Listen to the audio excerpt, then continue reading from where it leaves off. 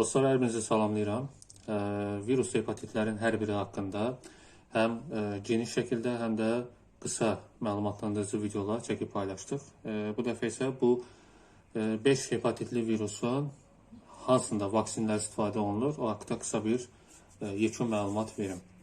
Deməli, demişdik ki, hepatit A, B, C, D və E hepatitləri məlumdur və bunlar daha çox bu viruslara insanlar yoluxurlar.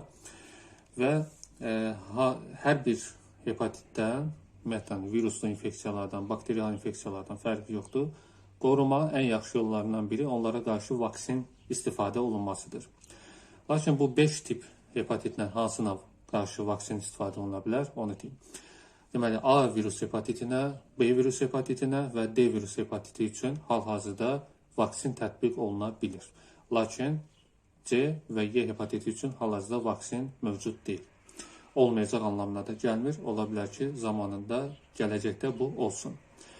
A hepatiti virusu üçün vaksin var, B hepatiti üçün var dedik, D hepatiti üçün isə ayrıca vaksin yoxdur. Lakin B hepatiti üçün tətbiq olunan vaksin D hepatitini də önləyir. Səbəb isə D virus hepatitinin B virus hepatiti olmadan mövcud ola bilməməsidir. Yəni, tək halda D virus hepatitinə yoluxmaq olmur. B virus hepatiti ilə bu yanaşılır. Ona görə də D virus hepatiti üçün təyin olunan vaksin eyni zamanda B üçün tətbiq olunan vaksinlə eynidir. Belə dostlar, çalışın canınızı qoruyun, sağlam olun və hər bir hepatit virusu haqqında ətraflı məlumat almaq istəyirsinizsə, Dr. Nemo YouTube kanalında hər biri haqqında ayrıca videolar var və bunları izləməyi sizlərə tövsiyə edirəm. Əgər kanala abunə deyilsinizsə, kanala abunə olun və bildirişləri açıq saxlayın ki, yeni məlumatlandırıcı videolar çəkiləndə, paylaşılanda sizlərin də məlumatınız olsun. İndi isə sağ olun.